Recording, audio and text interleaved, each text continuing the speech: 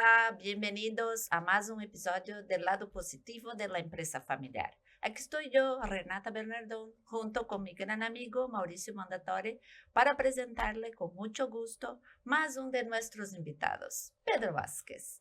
Pedro es licenciado y profesor en psicología, MBA y doctor en dirección de empresas.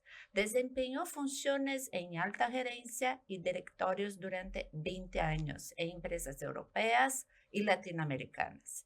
Es profesor full-time del área política de empresa en IAE Business School, donde participa como director académico del Centro de Empresas Familiares y director ejecutivo de la Cátedra de Gobierno de las Organizaciones. Dicta regularmente cursos y participa en conferencias en varios países de América y Europa. Es fellow y presidente del capítulo latinoamericano de AIFERA. Es miembro de la ICGS. Sus investigaciones han sido incluidas en importantes publicaciones. También colabora con familias empresarias y es miembro independiente en directorios. Pedro, muy bienvenido.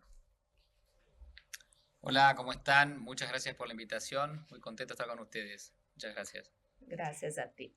Muchas gracias por haber aceptado nuestra invitación, Pedro. Me gustaría empezar nuestra conversación preguntándote sobre el tema de los directorios y muchos fundadores preguntan-se se el directório va a traer um benefício para a empresa familiar, né? Se perguntam se vai de hecho traer um benefício para a empresa familiar. Em tu experiência, quais são as melhores práticas para a criação de um diretório na empresa familiar e como se pode assegurar que o diretório funcione de maneira eficiente em la empresa familiar? Bien. Bueno, muchas gracias. Muy interesante pregunta. En principio, mi opinión y la de muchas otras personas es que un directorio o consejo de administración o board of directors, ¿no? Como lo queramos llamar,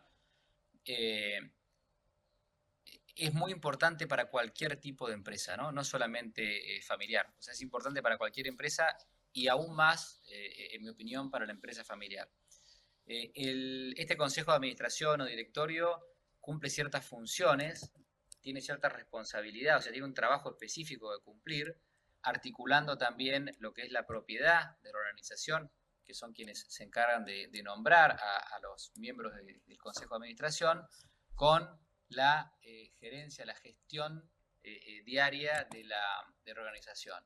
Entonces, hay ya un set muy importante de buenas prácticas que hacen a las funciones, o sea, qué es lo que tiene que hacer un consejo de administración y qué no tiene que hacer, en cuanto a los procesos, o sea, la forma de trabajo, y también en cuanto a la estructura, o sea, cómo se tiene que conformar. Cuando vamos a las empresas familiares, un consejo de administración no solamente cumple las funciones de cualquier otro tipo de organización, sino que aparte puede también funcionar como articulador entre lo que es la propiedad y la gestión. Y se ha estudiado mucho que un buen consejo de administración ayuda también a gestionar, a articular el involucramiento de la familia en la organización, con un especial foco en gestionar y reducir el nivel de conflicto entre familiares que estén involucrados con esa organización. Bueno, ¿cómo asegurar que funcione de manera eficiente? Hay muchísimas prácticas. Ahora, en principio, lo que uno busca de un consejo de administración es que genere decisiones, ¿no? Tienen que ser decisiones relevantes, o sea, tienen que ser decisiones que hacen a ese cuerpo. Hay decisiones que corresponden a los propietarios o accionistas, hay decisiones que corresponden al consejo de administración y hay decisiones que corresponden a la gestión. Entonces, entender bien la buena práctica, que tome las decisiones que tiene que tomar, que tome buenas decisiones, sobre todo con buenos procesos, tomando, digamos, y produciendo también una cantidad mínima necesaria de decisiones. Con lo cual, la buena práctica, al final, siempre lo que vamos a tratar de asegurar con ellas es esta generación de decisiones que sean relevantes, que sean buenas, que se hayan tomado con buenos procesos y que se den en cantidad suficiente. Ahora, como buenas prácticas hay un montón. No sé si quieren ahondar en alguna cosa en particular, pero podemos hablar mucho de desde a qué se tiene que dedicar un consejo de administración, a cómo tienen que organizar su trabajo, a quiénes tienen que integrar eso. Pero seguro que tienen más preguntas ustedes. Bueno, quizás cuando se tiene muchas buenas prácticas, quizás así con tu vivencia y además con toda la investigación que tú haces, ¿no? Súper reconocida. Vamos para el otro lado. ¿Cuáles son las malas prácticas? ¿Cuáles son los principales errores que como no garantizan quizás que la buena Bien. práctica sea posible? Porque las buenas prácticas surgen, ¿no? Con la actividad, pero las malas también ya son un poquito conocidas, ¿no? ¿Y cuáles son? Sí, tenés toda la razón. A ver, las buenas prácticas, muchas están ya tipificadas y se explican, pero hay claramente prácticas o formas de hacer las cosas que te aseguran un mal resultado, ¿no? Entonces, bueno, la primera mala práctica es no usar el consejo, ¿no? O sea, tenerlo, haber designado personas y directamente no reunirse, que no exista, que solamente una vez al año o una vez por trimestre se pida el libro de reuniones de consejo para llenarlas, ¿no? Para firmar todos y para poder cumplimentar con la regulación, pero que no se junte, que no exista.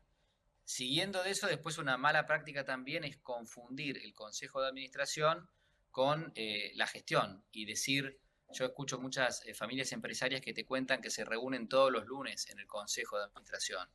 A mí me resulta medio raro, ¿no? Un consejo se reúna todas las semanas y cuando uno observa se da cuenta que lo que están haciendo es gestionando, tomando decisiones de gestión que son muy importantes, que hay que tomarlas, pero que no se toman de esa manera. Las decisiones de gestión no suelen tomarse colegiadamente ni suelen tomarse como se toman las decisiones del consejo.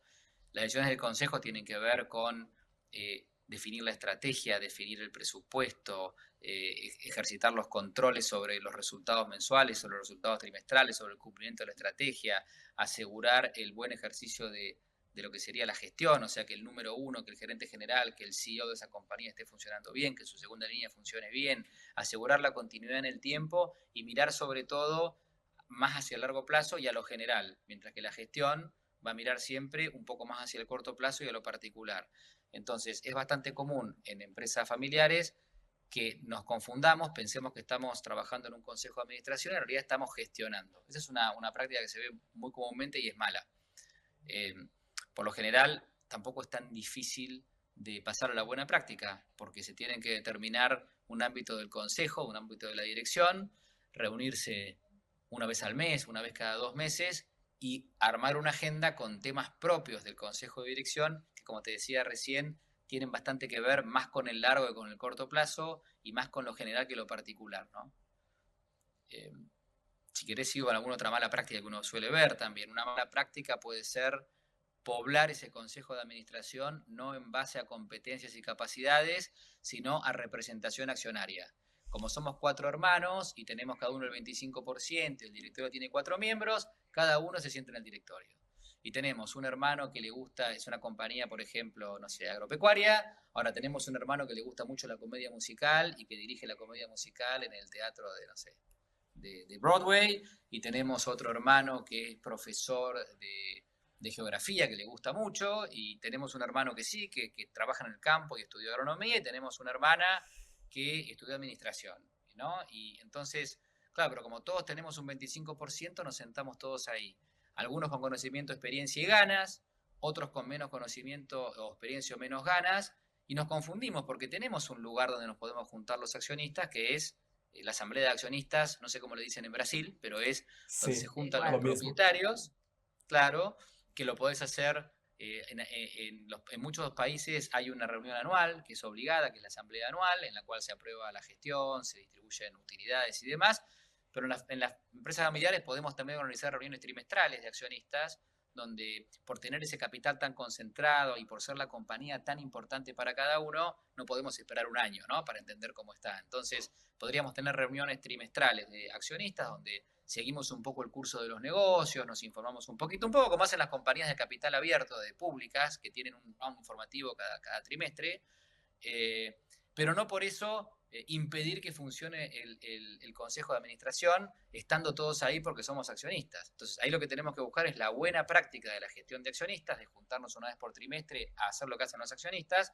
y dejar los lugares en el consejo para personas que, primero, tengan mucha motivación y ganas, tengan muchos conocimientos y tengan experiencia para tomar decisiones que hacen al consejo de dirección.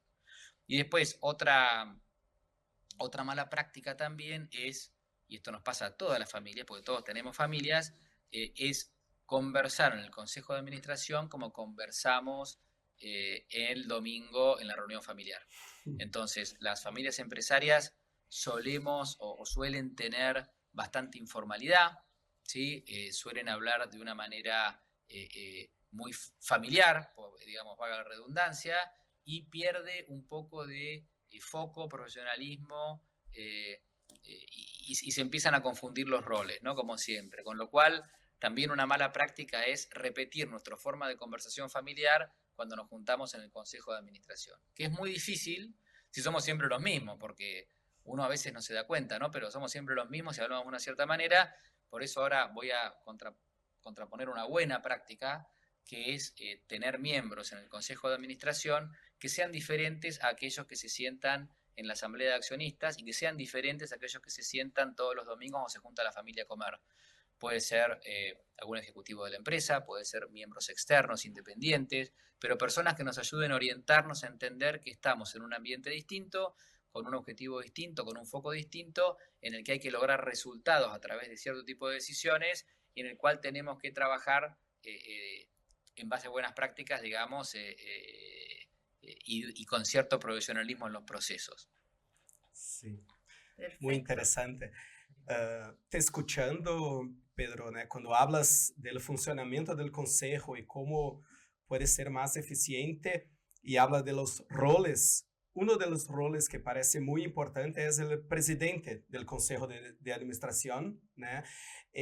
Brasil ha experimentado un gran incremento en la adopción de consejos de administración en las empresas familiares en los últimos años. Es algo reciente, né? La adopción de consejos de administración en las empresas familiares de Brasil y se habla mucho sobre el rol del presidente del consejo para el buen funcionamiento del consejo de administración. ¿Cuál es el rol del presidente del consejo de administración y cómo un profesional, sea familiar o no, debe prepararse para ejercer este rol? Bien, es muy buena pregunta. Pese a que el consejo de administración está formado por pares, donde cada persona puede emitir un voto, ¿no? Para finalmente, si hay que decidir si hay que tomar la decisión por votación, hay un miembro que es el presidente que se suele elegir entre los directores, digamos, que hacen ese cuerpo de pares, que tienen una responsabilidad más. Hay un aspecto legal que tiene que ver con la jurisprudencia de cada región. En Argentina, por ejemplo, el presidente, sin otro poder más que el nombramiento, puede obligar a la compañía solamente con su sola firma y es el que puede otorgar poderes. Probablemente en Brasil sea similar, en otros países de la región es similar, pero hay un componente legal, después hay un componente que muchas compañías tienen en sus estatutos o contratos sociales, que el presidente tiene el voto de desempate, si hubiera un desempate, son cuestiones que vienen reglamentadas, pero cuando vamos al funcionamiento, el presidente tiene, a mi modo de ver, dos grandes roles, y esto en cualquier compañía, y después voy a hablar un poquito más de lo que tiene que ver con la empresa familiar, ¿no? Pero tiene un rol de asegurar los procesos, ¿no? O sea, el presidente tiene que asegurarse que las convocatorias a reuniones están bien hechas, que están hechas con los plazos que corresponden, que se incluyen en la agenda los puntos relevantes, habiendo consultado a todos los miembros del directorio y a la gestión cuáles son los puntos que corresponderían, que las reuniones se siguen, o que las reuniones siguen lo que sería el mandamiento o lo que sería la planificación anual de ese directorio, ¿no? Que las reuniones se acompañan no solamente con una orden del día, agenda, sino también con un meeting book que incluya la documentación de referencia que hay que estudiar o revisar para tomar decisiones. También tiene que asegurarse que de cada reunión surja una minuta, un acta, un documento escrito que explicite lo que se decidió y que facilite su implementación, y también tiene que asegurarse que se cumpla la regulación, la reglamentación, que se registre eso en los libros que correspondan y demás. Y también tiene que asegurarse de lo que sería el repositorio de información del directorio, para que cualquier director pueda acceder a la información correspondiente, ya sea minutas, meeting book, actas y demás. Obviamente que se puede estar ayudado por algún tipo de secretaría, ¿no?, que haga trabajo secretarial, pero la responsabilidad de que eso se haga bien y de seguirlo no es de ninguna secretaría, es del presidente. O sea, ahí tiene como el presidente es el principal responsable que se cumplan buenas prácticas en los procesos, ¿no?, en estos procesos formales, las formalidades del Consejo. Pero también tiene algún rol que va más allá de la formalidad y que tiene que ver con algún tipo de liderazgo. El presidente es quien modera la reunión, quien abre la reunión, quien trata de que se respete el orden y los tiempos de la agenda de reunión, quien trata de modular y regular los tiempos de conversación o de palabra de cada director, quien trata de incentivar al que está hablando a que dé su opinión, quien cuando ve que hay una persona que monopoliza la palabra, de alguna manera muy cordial, trata de dejarle espacio a que hablen los demás, con lo cual no es solamente un liderazgo desde lo formal, sino que hay un liderazgo en el funcionamiento para que pueda, darse una deliberación directiva efectiva. Habiendo dicho eso, el presidente entonces tiene mucha responsabilidad, y en las empresas familiares también es importante que el presidente sea alguien muy respetado por todos, y que sea alguien en quien todos, digamos, depositan su confianza, porque en algunos momentos va a tener que pedirle a alguien que ya terminó su momento de hablar, en algún otro momento va a tener que incentivar a alguien que no está dando su opinión a que la dé, en algún momento va a tener que apurar un poco la reunión y no detenerse en algunos detalles, en algún momento va a tener que decir que el tema que se está tratando no corresponde a la agenda de la reunión y que tiene que tocarse en otro lado. Entonces tiene que tener una autoridad que los demás le asignen, para que los demás lo respeten cuando estén modulando los tiempos de la reunión y gestionando esas conversaciones, ¿no? O sea, que el rol del presidente es sumamente importante. Una mala práctica que uno a veces ve en algunas familias empresarias es que hay un miembro muy senior, que fue presidente muchos años, que por ahí hace ya tiempo que se retiró de la vida activa del trabajo, pero que sigue estando de presidente o presidenta, tal vez ni siquiera va a las reuniones, pero hay mucho miedo y mucho temor de nombrar a otro presidente, porque o no está bien resuelto el tema de la sucesión todavía, o hay un poco de miedo en qué va a decir este patriarca o matriarca, ¿no?, o persona que está ahí, si se nombrase otro presidente que realmente actúe como tal. Son conversaciones que no son fáciles de tener. En realidad, si uno explica y si uno va a la lógica de por qué el presidente del directorio tiene que ser alguien que esté trabajando, que esté actuando y que esté bastante activo, a veces son difíciles, pero muchas veces surgen más que nada de un respeto sobredimensionado de la familia por alguna figura. Yo he visto que en algunos casos, cuando se menciona el tema, la persona que estaba formalmente como presidente y que ya no actuaba más, no tiene ningún problema. Se puede crear la figura de un presidente honorario, se pueden crear otro tipo de figuras y darle un espacio real de actuación a esa persona que ya no está trabajando tan activamente, pero sí permitiendo que la presidencia funcione y funcione bien. Es muy importante. He visto también algún caso que era muy difícil pedirle a la persona que estaba en la presidencia que la deje, entonces lo que se crea es una vicepresidencia, que en realidad lo que termina funcionando es la vicepresidencia, y la presidencia termina siendo más algo honorario que no funciona. O sea, hay algunas maneras de acomodarlo. Perfecto. Un otro punto que es recurrente cuando hablamos con miembros de empresas familiares es la pregunta sobre qué tamaño tiene que tener mi empresa para justificar toda esa estructura de gobierno, ¿no? Eso es solo para empresas grandes, que tiene acciones en bolsa o no, ¿no? Si puedes nos platicar un poquito sobre eso. No, a ver, dependiendo del tipo de legal de la sociedad, de la persona jurídica, la ley no distingue un poco cómo son los consejos de compañías que cotizan en bolsa de capital abierto o reguladas y las que no. Ahora, cuando uno tiene una sociedad, primero que la ley indica que tiene que haber consejo en la sociedad. O sea, la ley ya lo indica, ¿no? Y si lo indica es por algo, es porque realmente en algún lugar tiene que depositarse toda la responsabilidad por las decisiones directivas. Eh, Claramente muchas veces uno comienza con una sociedad, una compañía que es unipersonal, que es muy chiquita, que tiene muy poca actividad. Pero yo más que eso voy al revés, voy a la práctica que uno a veces encuentra.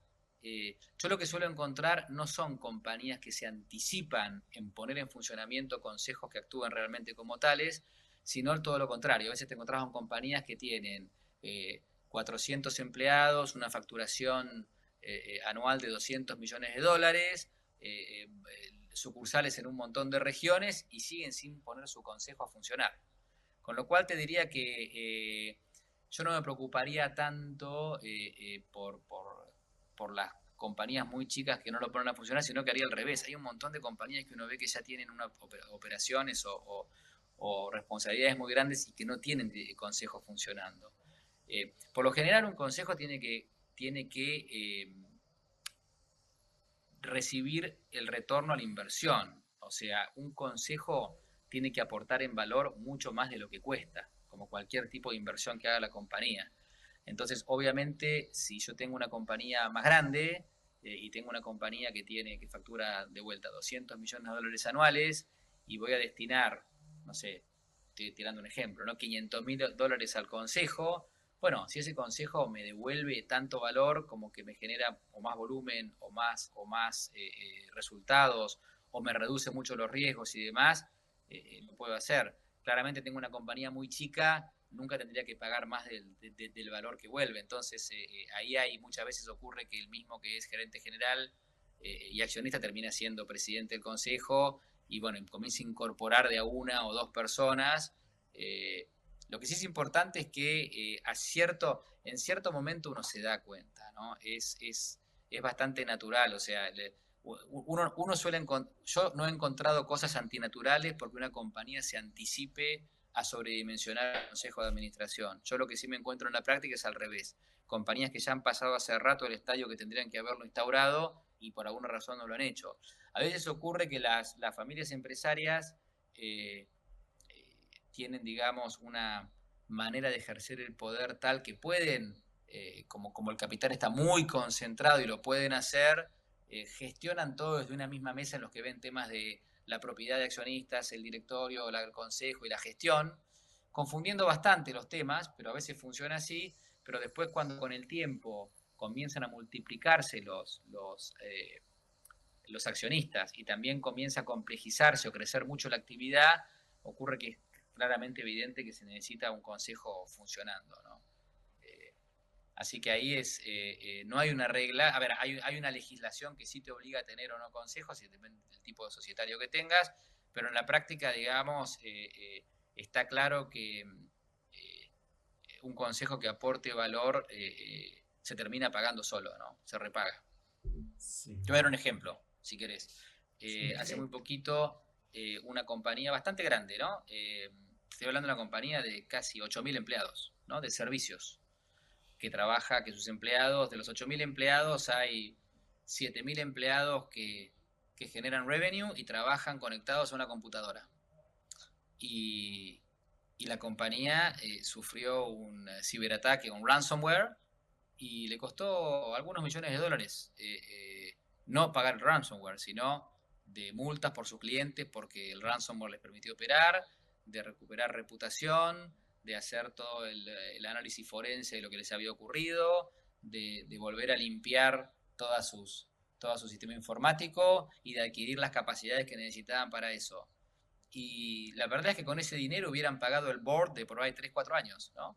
Eh, y hoy es raro ver un board que funcione, un consejo que funcione bien, que no haya alguien que se pregunte qué tipo de resguardo tiene esta compañía en contra del ransomware, los ciberataques, y enseguida instaure algún tipo de, digamos, de test de penetración, de assessment forense de IT, Con lo cual, muchas veces uno lo puede ver como un seguro también, el consejo de administración, que no solamente genera mayor valor a través de mayor volumen de negocios o una mejor estrategia y demás, sino que aparte permite visualizar ciertos riesgos que de otra manera no se ven. A veces cuando los accionistas están en el consejo y son también gerentes, obviamente que si tienen que hacer una inversión en seguridad informática, es algo que sale de su bolsillo, o es dinero que podrían ganar y ponérselo en el bolsillo.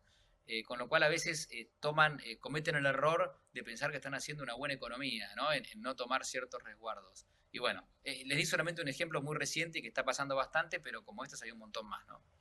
Claro.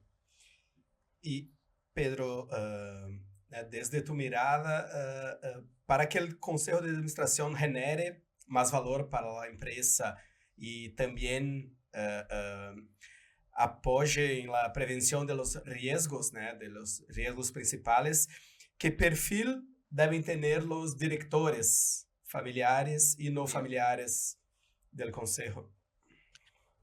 Mira, justo esta mañana estábamos en un programa para directores acá en mi escuela, el IAE Business School, y trabajamos toda la mañana sobre lo que sería el staffing o cómo formarías un consejo, ¿no? Y qué elementos querés tener ahí. Claramente que hay heterogeneidad porque hay compañías más complejas, más grandes, que necesitan por ahí más directores. Pero lo que vos necesitas, en definitiva, es reunir competencias para esa toma de decisiones, ¿no? Reunir las competencias necesarias para producir las decisiones relevantes, de buena calidad y en la cantidad suficiente para esa organización. Cuanto más compleja la organización, seguramente más, digamos, cantidad, digamos, de competencias necesitas. Y después también lo que es verdad es que cuanta más personas sumas al consejo, llega un momento que la interacción se dificulta, porque no es lo mismo conversar entre 3, que entre 4, que entre 5, que entre 25, ¿no? Entonces hay que tener un número equilibrado de personas. Ahora, habiendo dicho eso, los perfiles que necesitamos son el número razonable mediante el cual se puede dialogar, que junte la mayor capacidad de competencias necesaria. Entonces hoy hacíamos ejercicios con consejos de 3 personas, de 4, de 5, de 6, de 7. Las compañías con las que hablábamos hoy eran en su mayoría compañías de capital cerrado y de tamaño, te diría, mediano. No había ninguna muy pequeña y no había ninguna muy, muy grande, ¿no? Era un tamaño mediano. Y hablábamos que, bueno, veíamos ejemplos y en los extremos había consejos que funcionaban con 3 personas o por ahí con 7, pero también veíamos que con 5 podían funcionar también. Y la verdad es que cuando vamos a ver después los perfiles, nos damos cuenta que siempre es muy bueno tener diversidad, siempre es muy bueno tener, si hubiera algún accionista familiar que suma las competencias, es muy bueno, porque te aporta también la cultura, la visión, la idea, los valores de la familia. Muchas veces los consejos que no consideran eso pueden cometer algún error, digamos, indeseado, porque toman alguna decisión que desde el punto de vista del negocio no está mal, pero tal vez no está alineado con los valores y la cultura de la familia empresaria. Entonces, tener algún miembro de la familia empresaria, obviamente con las capacidades para ese diálogo, para tomar decisiones, suma mucho. Tener algún director ejecutivo, o sea, alguna persona que trabaja en la compañía, ¿no? El gerente general, el CEO en el directorio, también suma mucho, porque es una persona que trae la visión del día a día, trae la realidad de lo que está pasando, lo más cercano. También suma mucho tener miembros externos que no trabajen en la compañía, que no sean accionistas, pero que tengan, digamos, competencias que se necesitan, ¿no? A veces hay compañías que estén en una etapa muy grande de eficiencia, por ejemplo, y claro, vas a necesitar perfiles en el directorio que entiendan de proyectos de excelencia operacional, de eficiencia. Otros momentos de la compañía podés estar en una ola de internacionalización, entonces necesitas un poco más ese perfil. Por eso las compañías también cada tanto tienen que ir variando la composición de ese directorio. Seguramente el miembro familiar no va a cambiar, porque sigue trayendo lo que se necesita, y puede ser también que el gerente general o el CEO tampoco cambie, pero por ahí necesitas personas que te traigan experiencias, relacionamiento, ideas de cosas que la empresa no hizo nunca, ¿no? O que el grupo no hizo nunca. Entonces, yo te diría que es un buen mix entre algún accionista, algún ejecutivo o ex ejecutivo, algún externo, y sí, en las familias empresarias es muy importante tener como mínimo un miembro independiente con mucha experiencia en el trabajo con familias empresarias, porque lo que se suele dar en los consejos de familias empresarias es que a veces alguien tiene que poder decir algo que todos tienen en la punta de la lengua y nadie se anima a decir. Y tiene que ser una persona que tenga la sensibilidad suficiente para poder decirlo sin generar conflictos negativos o indeseados. Y por lo general estas personas con experiencia también suelen poder trabajar con miembros de la familia, miembros del directorio, de manera tal de, si hubiera algún conflicto que excede el consejo, pero que se está dando entre algunas personas, poder resolverlo fuera del consejo, o sea, dejar entrar al consejo a las personas libres de ciertos conflictos y también cumplir un rol, ayudar a ese consejo a cumplir un rol muy importante que es articular en lo que es la relación o el involucramiento de los miembros de la familia empresaria con la organización.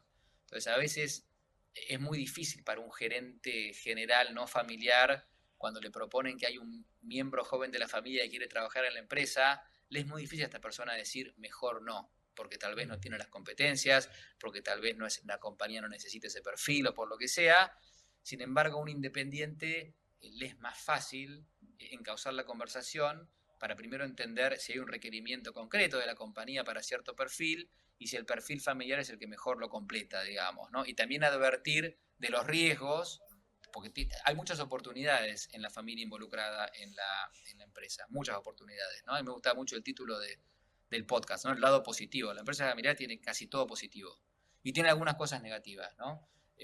Ahora, las pocas cosas negativas que puede tener tienen impacto muy alto, porque una cosa negativa es que nos podemos pelear entre familiares y el impacto de un conflicto de familiares es muy alto, ¿no? Entonces, a veces uno dice, bueno, tal vez mi hijo tiene 90% positivo para aportar a esta compañía, pero si le llega a dar el 10% negativo, se pelea con su tío, ¿no? Y el impacto es altísimo, porque si se pelea mi hijo con su tío, quiere decir que yo me peleo con mi hermano, ¿no? Porque tenemos un conflicto difícil de resolver. Por eso hay que tratar los temas con mucho cuidado, y esto no es decir que la familia no se involucre, pero es que desde el consejo se cuide también especialmente ese involucramiento, para que se despliegue todo lo positivo y para minimizar los riesgos negativos, ¿no? Sí. ¿Has visto, Pedro, casos de empresas familiares que los miembros de la siguiente generación, más jóvenes, como 30 o 35, componen el consejo de administración? ¿Son directores? A ver, he visto bastantes cosas. He visto desde casos de accidentes graves de la generación mayor, con lo cual se vieron obligados a involucrarse en el consejo, ¿no? Muchas veces con poca preparación, porque cuando ocurre un accidente de ese estilo y sales corriendo a tapar un hueco, no es que te estabas preparando para eso. He visto casos de miembros jóvenes de las familias empresarias altamente capaces, digamos. Hoy hay personas de 30, 35 años que te encontrás y que han tenido unas experiencias fantásticas, ¿no? Hay personas de 30, 35 años que han manejado muchos recursos, inversiones, proyectos, han estudiado y vivido en diferentes países, conocen de tecnología, con lo cual, no digo que son todos, pero siempre algún perfil en la familia de ese estilo puede existir, con lo cual sería una pena no integrarlo, digamos, o no beneficiarnos de eso. También he visto casos de miembros de la generación mayor que se quedan un poco más del tiempo que uno recomendaría y que a veces le piden a los hijos que se sienten como suplentes, ¿no? No sé si la palabra en portugués se entiende, ¿no? Oyentes, oyentes, Sí, oyentes. como oyentes, lo cual yo te diría que no está tan bueno, porque terminás teniendo una serie de personas sentadas atrás que miran, que no opinan, ¿no? Que tampoco, a ver, también hay muchos temas que a veces no se pueden tratar si hay ciertas personas. No digo que una persona que no conoce lo que es un consejo no pueda ser invitada a alguna reunión a ver lo que es y darse cuenta de que es un consejo.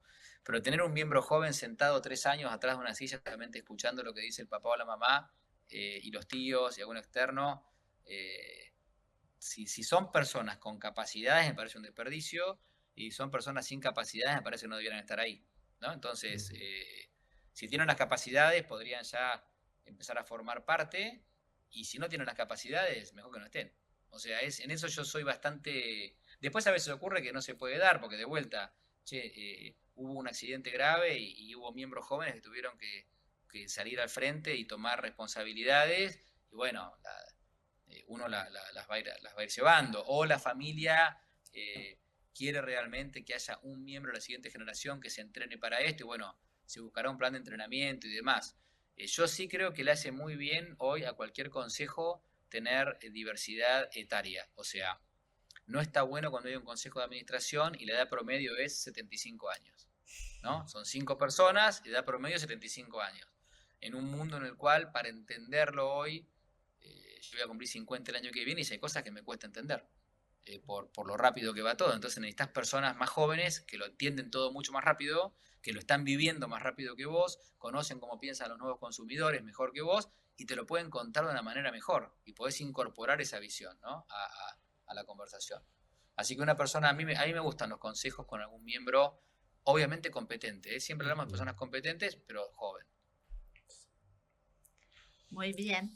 Y con toda tu siempre vivencia e investigación, ¿no? ¿Qué lecciones tú tienes así para compartir con nosotros sobre ese tema del directorio? ¿Cuáles fueron las principales A ver, te lecciones? cuento si querés alguna de las últimas cosas que estuvimos viendo. Con un colega mío que se llama Miguel Méndez, hicimos un estudio de consejos de empresas familiares, estudiando documentos, o sea, toda su producción documental, teniendo entrevistas con cada uno de los miembros de esos consejos, teniendo entrevistas con los gerentes de esas compañías y observando varias reuniones. O sea, conseguimos familias empresarias, varias, que nos permitieron todo este nivel de profundidad en la observación. Y vimos algunas cosas que no nos sorprendieron porque nos imaginábamos que las íbamos a confirmar. Vimos algunas otras cosas que por ahí nos sorprendieron un poco más. Y también vimos cuestiones que no teníamos tan claras que empezamos a explicar cómo y por qué pasan. Y una de las cosas que vimos es que una cosa muy, muy importante en el consejo es el balance del poder. ¿Por qué? Porque en un consejo tenemos, por ejemplo, 5 personas y nos ha ocurrido que cuando hay un desbalance de poder muy grande, hay personas que se anulan, hay personas que es como si no estuvieran, ¿no? Porque o no hablan, o solamente si hablan es para apoyar o seguir lo que la persona de más poder dijo, ¿no? Generalmente este desbalance de poder se da mucho cuando hay fundadores en el consejo. Y lo que más nos sorprendió es que no era que, a ver, el fundador siempre tiene su personalidad y su estilo, pero estos fundadores, o varios de ellos, genuinamente querían escuchar las otras opiniones. Genuinamente querían o aceptaban ser desafiados en ciertas cosas, no en todo, pero eran personas que si habían formado un consejo era porque estaban dispuestos a aceptar cierto nivel de desafío. Sin embargo, los empleados que habían trabajado con ellos muchos años o sus hijos, muy rara vez realmente traían posiciones diferentes, digamos, ¿no? Entonces, con muy buenas intenciones de todos, vimos que el desbalance de poder en estos casos trae cierta complejidad, que lamentablemente a veces se soluciona solamente cuando el fundador da un paso al costado. Y al dar un paso al costado genera un vacío de poder que tiene que ser rellenado por las demás personas, ¿no? A veces lo que no, digamos, lo que uno quisiera probar es decir, bueno, empecemos a tener reuniones en las que algunas participe el fundador, otras no. Uno podría empezar a comparar eso, pero tal vez una forma es los fundadores participar una reunión trimestral y no todas las reuniones para empezar, para que el grupo ese comience a trabajar en otro contexto de poder. Y después también lo que tiene que hacer para el fundador también es bastante, en algún momento tiene como que alterar su personalidad, porque los fundadores suelen tener primero son extraordinarios, suelen tener una visión de negocios, digamos, excepcional, y suelen ser personas con mucha energía. Entonces, lo que tenemos que también a veces decirles es, mira, si vos estás queriendo que este otro grupo de personas pueda actuar, y pueda actuar más allá de que vos estés, vas a tener que modular tu energía, vas a tener que modular tu iniciativa, y vas a tener que ser paciente y dar espacio a que emerja, ¿no?, iniciativa en los demás. Y esto es bastante difícil. Después otra cosa que vimos también es que cuando tenés miembros de la familia en los consejos que en el pasado, y no importa si fue el año pasado o hace 10 años, ¿no? Pero que tuvieron un involucramiento de gestión muy grande, tienden a desviar las conversaciones del consejo hacia temas del corto plazo y de cuestiones particulares.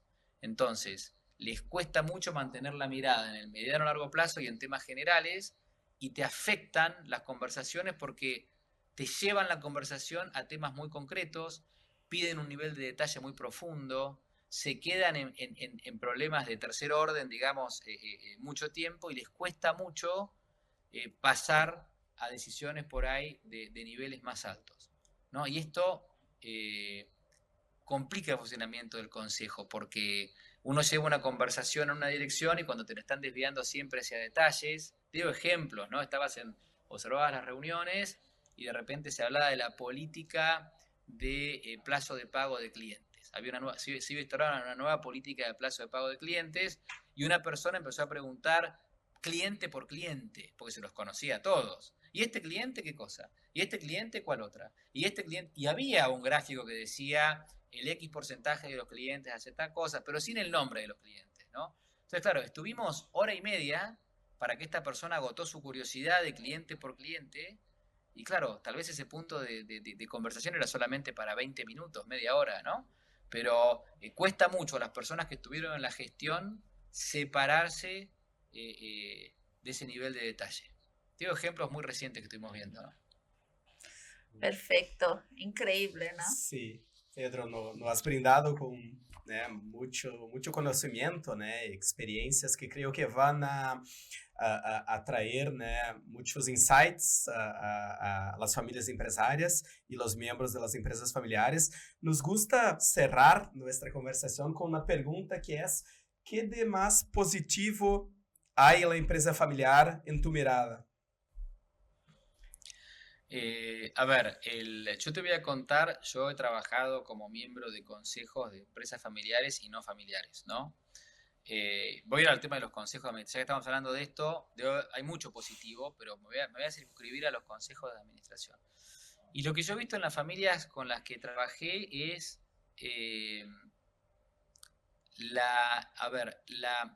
poner a la empresa y la familia por encima de todo, ¿no? Y tener un interés bastante común, y tener esa seguridad también de que si bien la empresa tiene que progresar y tiene que tener buen desempeño, pero entender también el cuidado de las relaciones es algo que me gustó mucho. Yo particularmente me es mucho más satisfactorio, divertido el trabajo en consejos de familias empresarias que no, ¿no? Entonces, también esa visión de muy largo plazo, ¿no? Esa visión de que en los consejos de familias empresarias vos te das cuenta que se piensa en inversiones largas, en tiempos largos. A veces cuando estamos haciendo decisiones surge la pregunta, ¿esto le gustaría? Hay familias que tienen una tercera generación, una cuarta generación, por ejemplo, que tienen, no sé, 18, 20 años, ¿no? Que todavía no están involucrados. Pero ante ciertas decisiones de entrar a un mercado nuevo, a un negocio nuevo, está la pregunta, ¿qué efecto va a tener esto sobre la generación que nos sigue, ¿no? ¿Es bueno entrar a este negocio para ellos? ¿Es malo entrar a este negocio? Entonces, esta visión de largo plazo e intergeneracional. Y después, otro tema que también me ocurre, como las familias empresarias, por lo general, no siempre, pero suelen tener su capital muy concentrado en la empresa. No es un inversor diversificado, sino que suele tener mucho de su capital concentrado ahí. También hay como una visión de cuidarlo eso, de no, digamos, que a veces es muy bueno y a veces por ahí uno puede decir todo lo que podríamos hacer si, por ejemplo, aceptásemos más capital no propio, ¿no? Porque muchas veces lo que ocurre con la familia empresaria es que no quieren endeudarse, ¿no? Hay proyectos, muchos proyectos, pero la palabra deuda es como una especie de mala palabra, ¿no? Entonces, pero ¿por qué va a ser mala palabra la deuda si todas las compañías de nuestro segmento tienen deuda y tienen esa visión de preservar ese que, bueno, vos lo conocés muy bien esto también, Renata, por el tema de Social Emotional Wealth, ¿no? De no perder nada y de preservar eso que se ha logrado.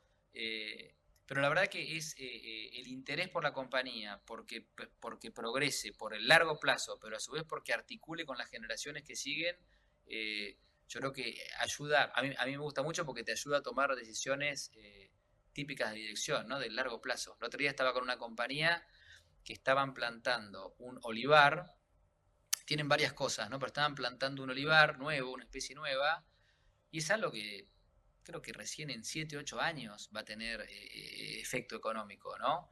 Y que creo que va a estar en pico de producción a los 10, 15 años. Entonces, pensando en las inversiones para la próxima generación. Y eso la verdad que es muy lindo. Y después también lo que sí se ve cada vez más es la familia. Antes el tema de la gobernanza, los consejos de administración, no solo en empresas familiares, sino también no familiares.